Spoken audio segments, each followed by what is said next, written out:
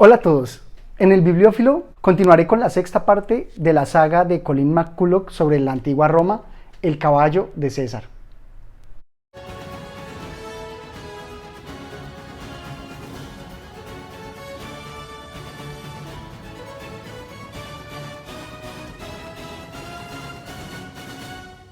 Continuando con esta trepidante historia de Colin McCulloch, vamos a tener aquí reunidos gran cantidad de libros de historia, como Farsalia, los 12 Césares de Suetonio, e inclusive el mismo libro de los comentarios de la Guerra Civil de Julio César.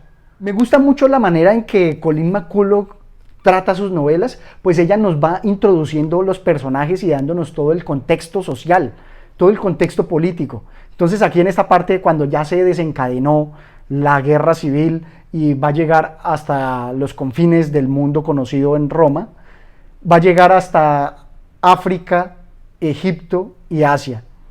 Pero nos va a presentar allí todos sus protagonistas, no solamente los más conocidos y preeminentes, como son Pompeyo y el mismo Julio César, sino todos los lugartenientes e inclusive toda la vida política con Cicerón, Catón. En particular esta obra me gusta cómo ya va desencadenándose desde luego de la Guerra Civil, contándonos el decaimiento, captura y muerte de muchos de los protagonistas, como son Catón, Cicerón, el mismo Mitrídates, todas estas figuras menguantes que pues cumplieron su ciclo y nos la va a presentar aquí en su justa medida, casi que relatándonos en ese epílogo grande de lo que es esta saga, pues personajes tan importantes como ellos, que estuvieron activos en toda la política y la historia de Roma, pues ya en su cuarto menguante, muriendo y, por decirlo así, colgando los guayos.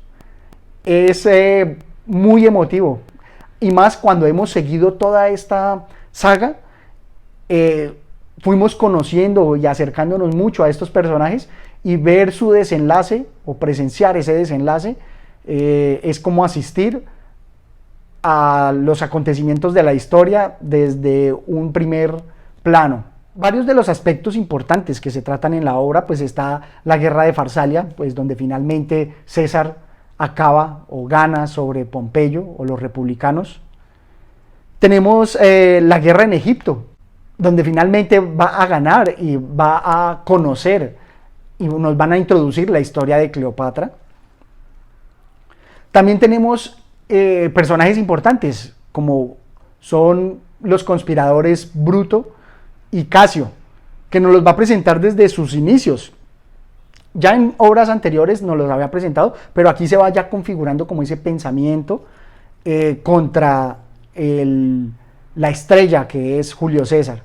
Entonces aquí nos va a presentar, por ejemplo, Casio cómo regresa de la batalla de Carrae, y al enlazar todas estas historias, pues tu mente arma un mapa mental extraordinario y muy emocionante.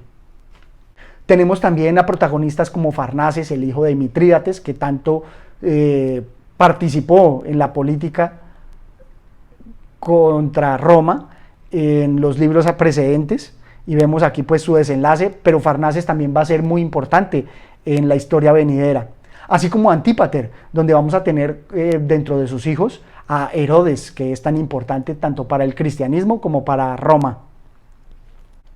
Y tendremos también pues la parte de África, la muerte de Catón, que es una parte muy importante de la historia, porque siempre nos ha presentado Colin a nuestro César frente a sus enemigos, y los presenta como unos enemigos que no son cualquiera, unos enemigos bastante elocuentes, bastante poderosos. Y creo que aquí está el éxito de Colin McCulloch, a diferencia de otras novelas históricas, que nos presenta toda la fortaleza de los protagonistas y puede saltar fácilmente de uno a otro sin caer en tedio, porque todos los personajes son muy importantes, son muy complejos. Finalmente nos va a presentar la conjura, el asesinato de Julio César, y luego nos va a llegar con los herederos de César, donde vamos a tener a Octaviano y al mismo Marco Antonio. Y toda esta historia, pues contada casi que con pormenores y detalles. Y justamente al hacernos presenciarlo de primera mano, también nos van a presentar las consecuencias de ese asesinato, como son pues el testamento de César, en donde se va a ver defraudado Marco Antonio porque van a ponerle como contendiente a Octaviano, que en el futuro va a ser el emperador Augusto. Y cómo no, pues ver toda esa nueva guerra civil que se va a presentar allí, porque va a estar Octaviano luchando por todo el poder frente a enemigos formidables como Marco Antonio. Y también nos va a presentar, pues, en una sucesión de eventos bastante emocionantes, toda la persecución a los conspiradores y cómo van a ir muriendo uno tras otro. Todos principalmente casados por Octaviano, que al recibir las banderas de César, pues va a luchar por rescatar la presencia y la divinización de Julio César, y también pues luchar por acabar con sus detractores y sus enemigos.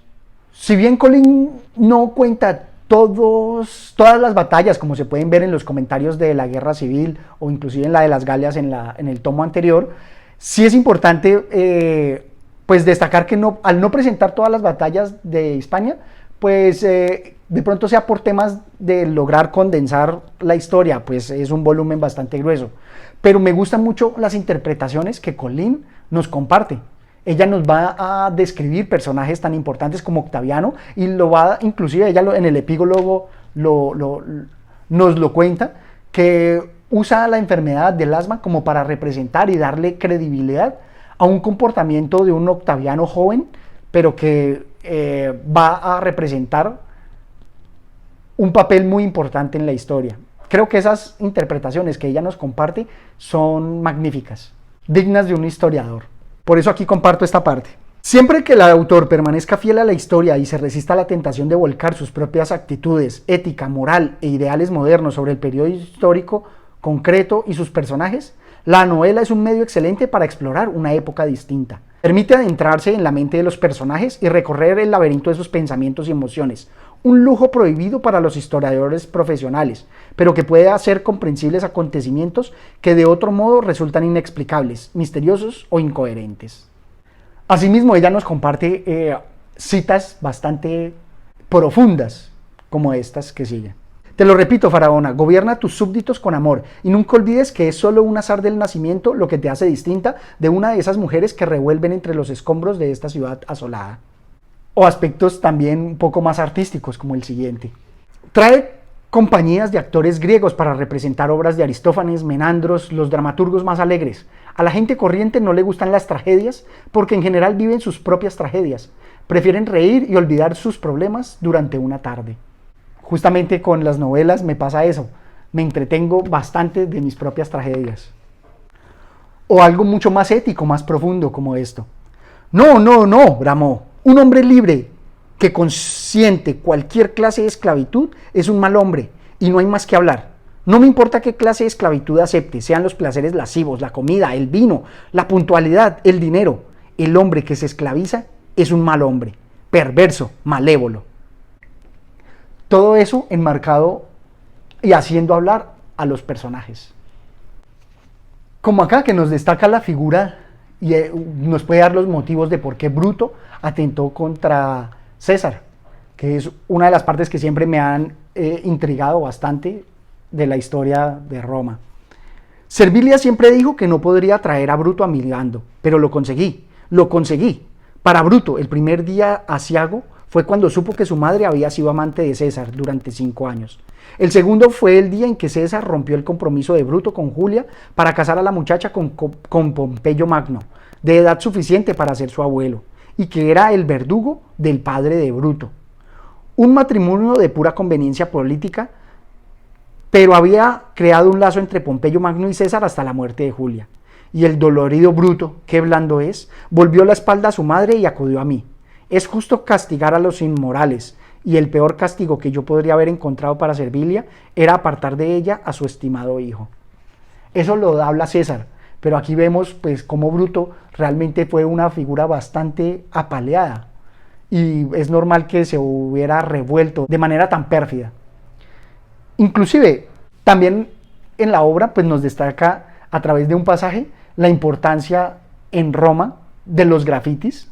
Nos cuenta sobre motivos de estos personajes que tuvieron para atentar contra César, y también detalles históricos. Miremos este.